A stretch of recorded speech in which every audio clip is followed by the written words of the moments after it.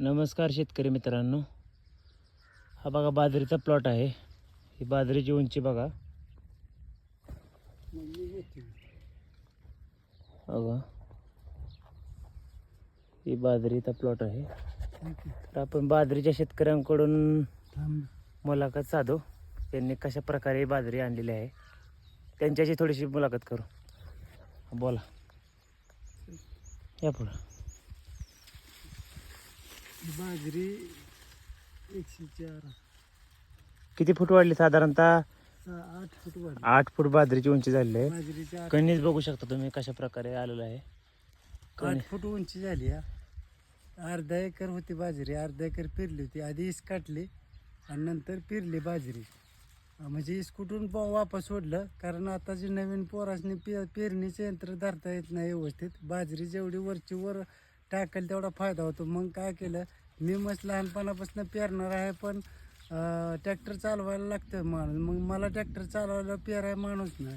मग त्याच्यासाठी मग परत बाजरी कुठून मग वरची वर अवजार फिरवून बाजरी वापर पद्धतशीर सोडून मग ह्या पद्धतीनं बाजरी पेरली. अर्ध्या एकराला 1 पिशवी काटली आणि नंतर पुन्हा बाजरीचं बियाणं कोणतं आहे?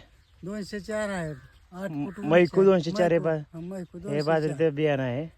मग परत काय केलं, आता इस कुठून एरिया म्हटलं की 50% पानं करापते. ती दैवारात कोणी काढणार, कोणी कशात काढणार. मग करप होती बाजरीची. मग त्याच्यासाठी मग दाऱ्यावनं 19 महापीठ एक मुठभर, मग 4 किलो अर्ध्या एकराला सोडलं आणि हिऱ्याचं एक अर्ध पाऊण पोतं सोडलं, कारण 30-35 किलो. मग ते दाऱ्यावरच सोडलं. पाण्याचं वाजवावर कडेला राहिलं की सोडायचं आणि मग ती ऑटोमॅटिक खाली जातं पायथ्याला. मग त्याच्यामुळं मग बाजरी ह्या पद्धतीनं आली. कारण नवीन पोरासने आता काय झालं, बोलून देत नाही ते शेतकऱ्यासने जुन्या, त्याच्यामुळं अडचण येते. मग माणसामध्ये तुला कसं करायचं तसं कर. मग त्याच्यासाठी मग मी लहानपणापासून शेतीच करतो, त्याच्यामुळं चालत नाही असं. शेतीच्या कामाला लय करेक्ट काम करावं लागतं, कारण पेरणी यंत्र असतं ते ट्रॅक्टरमुळं एकदम अवजार लेवलमध्ये धरावं लागतं. नाहीतर मग ते खाली वर झालं की मग ते पोरासनी कळत नाही. मग पोरं शिकून बी घेत नाही ती असं तर त्याचा बघू हे शकता होतं. तुम्ही हा बाजरीचा प्लॉट. हो, बघा हा प्लॉट कसा आहे, कशा प्रकारे आगाप बाजरी आहे.